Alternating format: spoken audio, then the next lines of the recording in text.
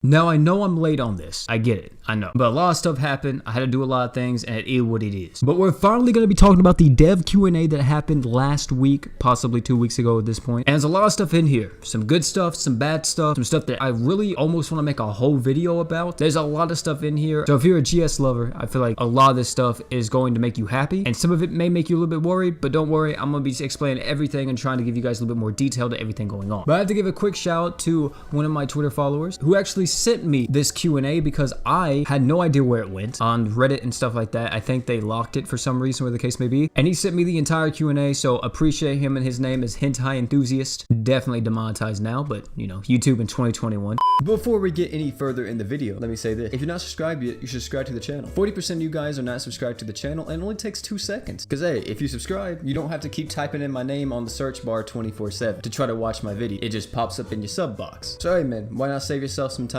and click that subscribe button.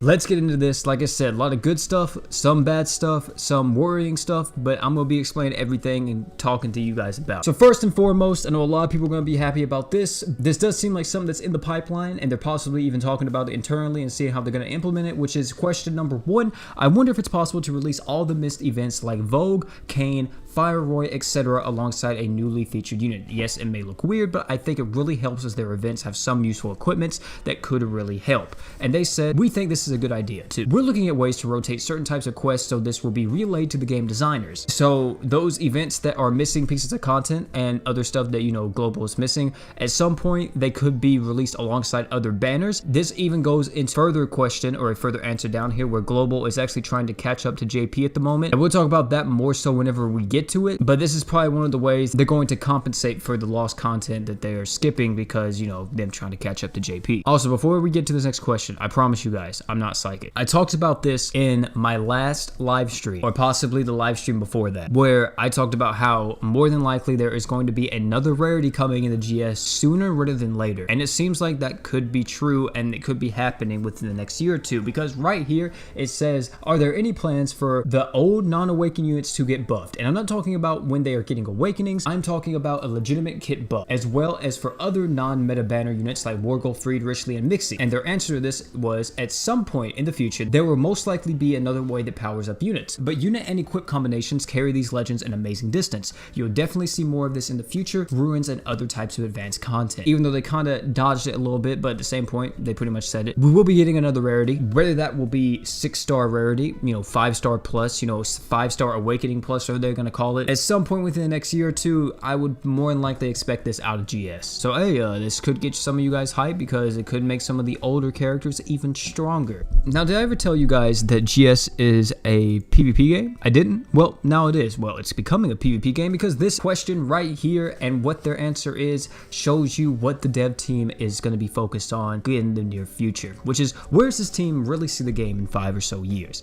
The rate it's going currently doesn't seem to be holding people's attention. I myself only come around during mines, hyperlux, and or additional veteran content / units. The answer to this is we're busy preparing PvP content and we'll be refining it to make GS incredibly competitive. In 5 years, Yama P expects to have players from all over the world play against each other and wants to hold a World Cup in Japan where the top GS players compete in a final battle. If you guys don't know about this, I talked about this in a video a long time ago. I didn't get too many views on it because I don't think a lot of people cared about it, just because it was speculation, because it was something that was talked about and thrown around at like one of the dev live streams that they did in Japan. But it turns out they went with it, and RTA, or Real-Time Arena, is happening in Grand Summoners. Hell, I'll even show you gameplay of it right now. They want to turn the game into more of an RTA game, which personally, I'm actually completely okay with. Now, I know what a lot of people are going to think as soon as they see this is like, oh my god, it's going to be pay to win. And to be honest with you, I think it really depends on what we're going to be getting from this mode. If this mode is just, you know, weekly rewards, whatever that may be, and it's just like whatever, like it's not anything crazy, then I don't think it's really that bad. I've played tons of PvP gacha games in the past, or just PvP games in general, and I'm gonna be honest with you, I don't really consider the whale free-to-play thing a big issue. It depends on certain games, of course, but like if you're playing Dragon Ball Legends, you're playing, you know, Epic 7 or the case may be, player who's been whaling on the game and been playing the game for longer than the new player that just started and they're free to play, they have a month or two under their belt.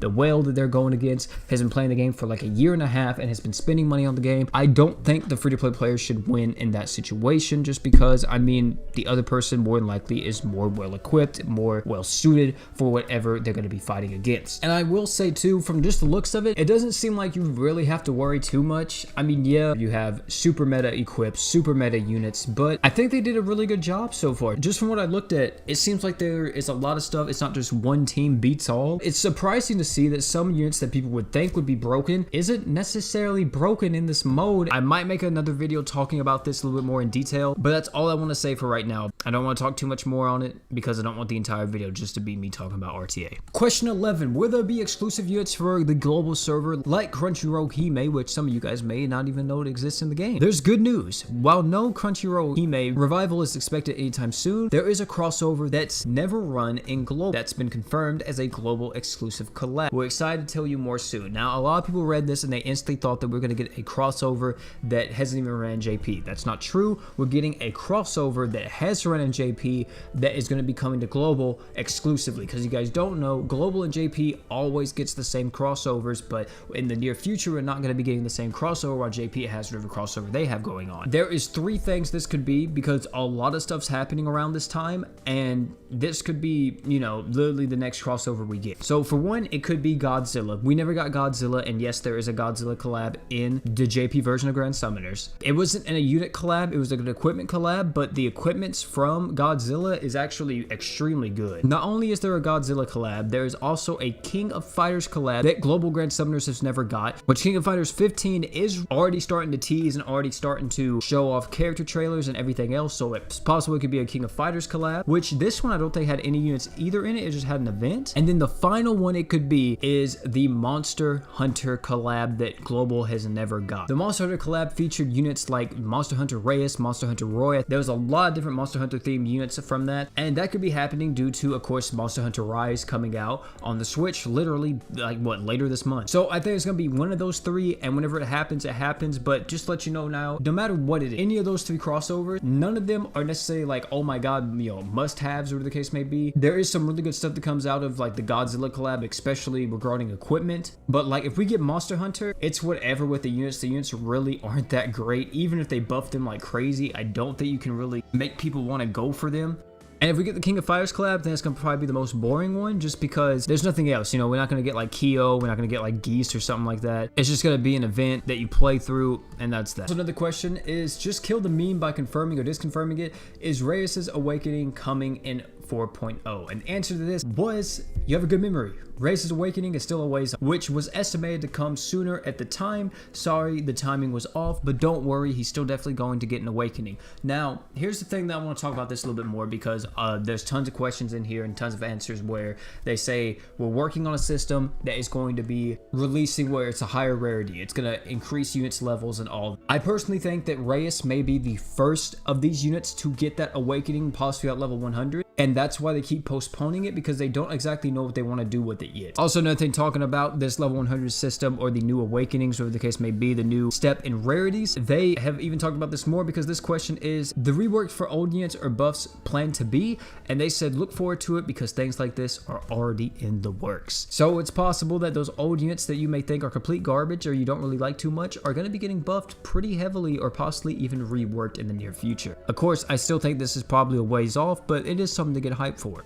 Now, I cannot find the exact answer to this, and I want to hurry up and end this video because my heat just turned on. Don't want y'all hearing that. But it was somewhere here, and it was something talking about the missed content or why they're skipping content. And I touched on this a little bit, I think, earlier on in this video. But GS is currently trying to catch up to the Japanese version of the game. Who knows why, but it could be because this RTA mode, they want possibly to make it to where people on JP and people on Global could play with each other, which I'm definitely not against. So expect in the next few months, we're going to be probably on a very accelerated schedule like we have been, and who knows if we'll ever catch up to JP, but we're actually not that far away. Just look at the most recent announcement that came out literally earlier today at the time of recording this video. They announced that Cross the Blaze Part 5 and 6 is going to be beginning at the same time. Yes, you heard me correctly.